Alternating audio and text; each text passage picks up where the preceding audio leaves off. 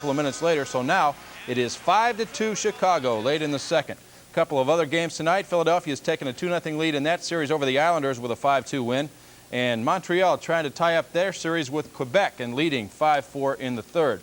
NBA playoffs, the Bulls and Bucks played a good game in Milwaukee this afternoon. Unfortunately for the Bulls, their best wasn't good enough, and they are on the ropes now, down 2-0 in that best-of-5. It was just about a standoff the whole way today at the Mecca. You have Terry Cummings on one end, and you have Michael Jordan for the Bulls off the Jawan Oldham steal. Here goes Michael J. for the three-point play to give the Bulls a 1-point lead in the second quarter. Jordan had 21 in the first half, kind of a quiet 21, but there was nothing quiet about this one. Network TV got his first look at Jordan today. They also got a peek at Orlando Woolridge, and he wasn't bad either. This forged a 51-all tie late in the first half, but the Bucks pull away to lead it by 6 at halftime. Randy Brewer right there, 59-53, and they held on to that lead through quarter number 3. Pressey did it by himself there, and Kevin Lockery wondered what happened to the baseline defense.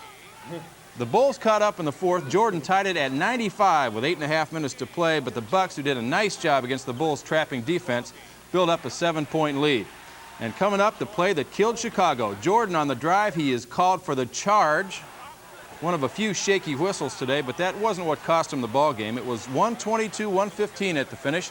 The Bulls told me after the game, though, they can turn this thing around when they get Milwaukee on the stadium floor. I just think the crowd had intensity, and I guess it inspires a lot of players, and they had the crowd advantage.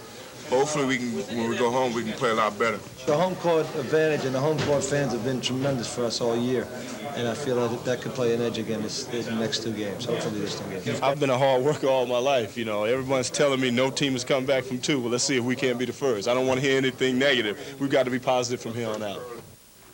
Okay, the Bulls and the Bucks Wednesday night at the stadium. Other NBA today, it's Philadelphia over Washington, 113-94. Detroit has just polished off New Jersey by 10. And earlier today, Houston beat Utah 122-96. Utah had beaten the tar out of Houston in Game 1, and the Rockets got even today. It was a tough afternoon for Mark Eaton. He can't stop Ralph Sampson on the hook.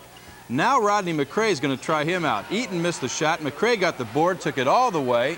Eaton is 7-5, but the Rockets went after him like he was 5-5. 49-33 in the first half, and it got worse. Black magic, Lewis Lloyd on the steal. Right in Eaton's face, you get the idea there. Houston evens that series 122-96. Great comeback for the Sting today. They beat Cleveland in Game 2 of the MISL playoffs, so that series is all even at 1 victory apiece. I'll tell you, it wasn't easy either. The Sting went behind 3-0 right off the bat. Peter Miller's going to score with a header for Cleveland, but Chicago fortunately regrouped and got back into the game. Give the assist to Victor Moreland on the goal by Mike Lashev. Here it is right there. It's tied 3-all in the second, and the Sting got the lead back before halftime. Hayden Knight set it up for the rookie out of Mather High School, Frank Klopitz. It's 4-3 Chicago at halftime. Cleveland did tie it up, but Lashev came back to put the Sting ahead for good. Watch this pass off the wall by Hayden Knight. Beautiful. Right there, 5-4. It ended 8-4, so the series is even at 1 apiece, and they play Wednesday night in Cleveland. On to baseball, where Dennis Eckersley did it again for the Cubs today. He shut out the Expos, the first back-to-back shutouts by a Cub pitcher since Russell did it back in 1977. Richie Hebner was the batting star in a 4-0 win. So much for that 2-game losing streak. Hebner got the call at first base today, and he came through in the first inning with runners at second and third. The delivery. There's a shot, bounces over the first baseman's head. 2 runs are going to score. The Cubs are on the board, 2-0. And Richie was only just beginning in the third with 2 on. He drilled another single to right. No doubt about that one. Lopes scored for a 3-0 lead, and that was plenty for Eckersley, who had pitched a 10-inning shutout the other day against the Phillies. And all he gave up today were 5 hits and a lot of ground balls and a few strikeouts, too. Of course, it doesn't hurt to have guys like Ryan Sandberg playing behind you either. Dennis Eckersley goose eggs the Expos 4-0 this afternoon in Montreal. And with that, the Cubbies are back in first place because Philadelphia hammered the Mets again. Tim Corcoran got a little help from Mookie Wilson on this one. That scored a run. And here's the game winner from Ozzie Virgil in the 7th when Philadelphia scored 4 times to break a 6-all tie. Mike Schmidt heads home. The Phillies beat the Mets again, 10-6 at the Vet today. Other National League scores, St. Louis shut out Pittsburgh. A lot of shutouts today. Cincinnati got one. Run scored on a catcher's interference play. They beat the Giants for their 7th straight victory. Houston over Atlanta 4-2, and the Dodgers blanked the Padres by a score of 2-zip. Lucky sevens for the White Sox out of Comiskey this afternoon. A 7-run 7th inning gave them a 7-2 victory over the Boston Red Sox. A comeback victory, as it turned out, because Tony Armas had given Boston the lead in the 4th when he unloaded off Sox starter Tim Lawler. Dead center field and gone, 1-0. But Lawler was great in his Comiskey Park debut, went 7 innings, struck out 7, including Bill Buckner. Then the Sevens went wild in the Sox half of the 7th inning. Here's how they tied it up. A single by Rudy Law scored Julio Cruz, and it's 1-1. Then Mark Clear, the Boston reliever, went a little wild himself on this bunt by Joe Disa. The wild heave to third down the left field line, and by the time this was all over, 2 runs were in. The Sox were up 3-1, and they were ahead to stay. Now here's an odd move by the Red Sox. They put Greg Walker aboard to pitch to Carlton Fisk, who just rips these guys, and he did it again. Shot to center field that nobody could chase down. That went for a double and 2 more runs. By the time it was over, the Sox had rolled up a 7 spot, and they won it 7-2. A good opener today for Tim Lawler.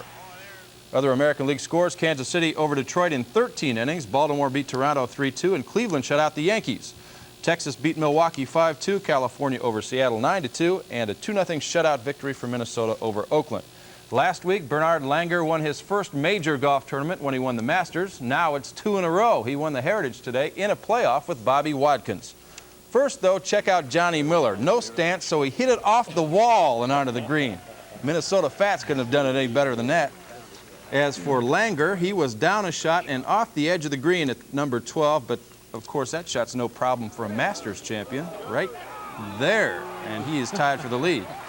It stayed that way right through to the 18th hole. Watkins was watching from the clubhouse. Langer had about a 60-footer for birdie that hit dead center but stayed out. And they were off to extra holes, but it didn't last long. Watkins hit the beach with his second shot. He needed this one to stay alive in the playoff, and he didn't get it. So Bernard Langer wins again, and the rest of the pros are probably about ready to see that guy go back to Europe. He's taking all their money. At least, okay. Thank you, Dan. Robert? Well, Mayor Washington says that Chicagoans and tourists can look forward to an exciting summer in our city.